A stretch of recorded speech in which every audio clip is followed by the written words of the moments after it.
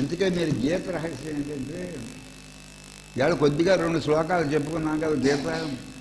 దీంట్లో ఉన్న రహస్యం ఒక వాక్యంలో మీకు చెబుతున్నాను. అర్జున,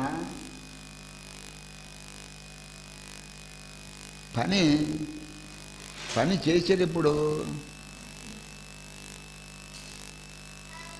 నీకు ఆ పని ఇష్టం లేకపోయినా, ఏంది మీరు మీ అత్తగారిని చూడటం ఇష్టం లేకపోయినా,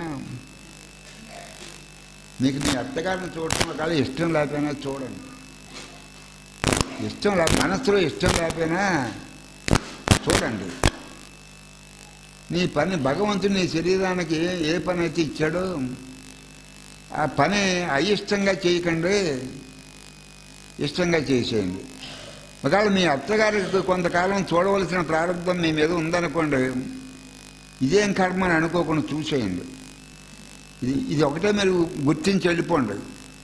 అంటే జాగ్రత్తగా వినండి. ఇది గీత రహస్యం. అది తిలక్ గారు చెప్పారు, ఇది ఇక్కడ మనం చెప్పుకుంటున్నాం. మీకు ఏదైనా ఇంటికాడ ఏ పని అయితే నువ్వు చెయ్యాలో నీ ఇష్టాలు అయిష్టాలతో సంబంధం లేకుండా మీరు చేసేయండి. ఆ పని ఇష్టంతో చేయండి. అయిష్టంతో చేస్తే బంధం పెరిగిపోతుంది. ఇష్టం మీద చేస్తే మీ ఇంటికాడ పనులే మాకు సేవ చేయమని కాదు మిమ్మల్ని చెప్పేది.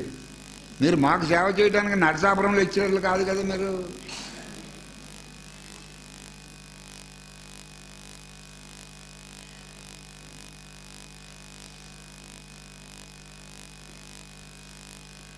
మాకు సేవ చేయమని కాదు మీకు చెప్పేది. మీ ఇంటికాడ ఏదో సేవ ఇంటికాడ ఏదో పని చూసుకోవాలి కదా, ఇంటికాడ చేయాలి కదా సేవ. ఇక్కడ కృష్ణుడు చెప్పిన రహస్యం ఏంటంటే, నీకు ఇష్టం ఉన్న పని చేసేది, ఇష్టం లేకపోయినా ఇష్టం చేసుకుని చేసేది. ఒకవేళ మీ అత్తగారిని చూడవలసి ఉందనుకోండి, రోడ్డు మీద వదిలేస్తావు నువ్వు అని ఇష్టం లేకపోయినా ఆవిడ బతుకొని ఉన్నంతకాలం ఇష్టంతో చెయ్యదు. ఇష్టంతో చేసినప్పుడు కష్టం ఉండదు. ఇష్టంతో చేస్తే నువ్వు పని నీ దేహ ప్రారంభంలో పని నువ్వు ఇష్టంతో చేస్తే నీకు బంధం తగ్గిపోతుంది. ఇష్టం లేకుండా చేస్తే బంధం పెరిగిపోతుంది, పునర్జన్మలు పెరిగిపోతాయి. అంటే ఇది ఎందుకు చెప్పాడంటే, నీకు నేను యుద్ధం చేయను అన్నాడు. ఎవడో అర్జునుడు అంటే యుద్ధం చేయను అన్నాడు. నువ్వు యుద్ధం చెయ్యాలి. ఇష్టం ఉన్నా చేయాలి, ఇష్టం లేకపోయినా చేయాలి. నువ్వు యుద్ధం చెయ్యాలి.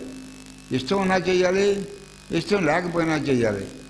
పని యుద్ధం చేయడం తప్పదు నీకు. యుద్ధం చేయడం అర్జున, ఇష్టం లేకపోయినా ఇష్టంతో చెయ్యి. నీకు ఏంటి అప్పుడు చెబుతాడు ఛాలెంజ్. చచ్చిపోతావా మోక్షం వస్తుంది, అది నెగ్గుతావా రాజ్యం వస్తుంది. ఆడు చెప్తాడు చూడండి. ఆడు అర్జునుడు వృధాయుధోల్బల్యం పనికి రాదు, హృదయంలో పిరిగితనం పనికి రాదు. పోనీ చస్తావనుకో నువ్వు. యుద్ధం చేసినప్పుడు ఏ భీష్ముడో చంపుతాడు అనుకో. నేను నీకంటే పెద్దవాళ్ళు నిన్ను చంపగల శక్తి ఉంది వాళ్ళకి. ఏ భీష్ముడో చంపుతాడు అనుకో. నువ్వు మోక్షాన్ని పొందుతావు, స్వర్గలోకం. నువ్వు చచ్చిపోతే, యుద్ధంలో చచ్చిపోతే స్వర్గాన్ని పొందుతావు. ఒకవేళ నువ్వు జయిస్తావు అనుకో, రాజ్యం నీకు దక్కుతుంది. జయించిన లాభమే, చచ్చిపోయిన లాభమే. చచ్చిపోతే స్వర్గం, జయిస్తే నీకు రాజ్యం లభిస్తుంది. నీకు అర్జున, హృదయ దౌర్బల్యం పనికి రాదు. నువ్వు చేసి పని చేసి హృదయంలో పిరిగితనం పనికి రాదు. నీకు ఇష్టం లేకపోయినా నీకు ఇష్టం చేసుకుని చేసేయి. ఇష్టం లేదు కదా నీకు యుద్ధం చేయటం. ఇష్టం లేకపోయినా దేహ ప్రారంభంలో అది చేయవలసి ఉంది. నీ దేహ ప్రారంభంలో అది చేయవలసి ఉంది. ఆ యుద్ధం చేయవలసి ఉంది. ఇష్టం లేకుండా చేసే బదులు ఇష్టంగా చేసేయి.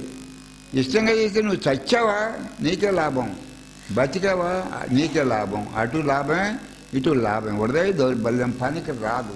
నీ డ్యూటీ నువ్వు చేసేది. హృదయంలో పిరికితనం దౌర్బల్యం అంటే హృదయంలో పిరికితనం పనికి రాదు. నువ్వు ఇష్టం లేకపోయినా నీ పని తప్పదు. నువ్వు కొన్ని పనులు మనకి ఇష్టం లేకపోయినా, మీ అత్తగారు అంటే మీకు ఇష్టం లేకపోయినా మనసులో కాఫీ ఇవ్వడం తప్పదు, అన్నం పెట్టడం తప్పదు.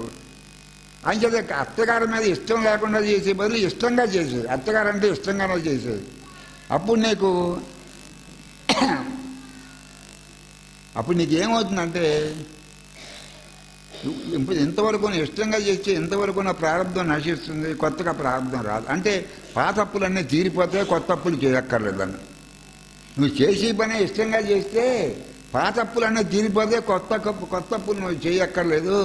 నీ డ్యూటీ మటుకు అయిష్టంగా ఎక్కడా చేయొద్దు, ఇష్టంగానే చెయ్యి. మీ ఇంటికి ఎవరైనా చుట్టం వచ్చారనుకో, వాడంటే నువ్వు ఇష్టం లేకపోయినా నువ్వు చేయవలసిన గౌరవం అడిగి చెయ్యి. మనసులో ఇష్టం లేకపోవచ్చు. ఇలా ఇష్టం లేనిది కూడా ఇష్టం చేసుకుని అది భగవంతుడు నీకు ఆ డ్యూటీ ఇచ్చాడు కదా, డ్యూటీ నెరవేర్చు. అర్జున, నీకు ఆ పని అంటే ఇష్టం లేకపోయినా ఇష్టంగా చెయ్యి. నాకంటే ఇప్పుడు ఏమని చెబుతున్నా, నాకు యుద్ధం అంటే ఇష్టం లేదంటున్నావు. యుద్ధం చేయటం తప్పదు నీకు.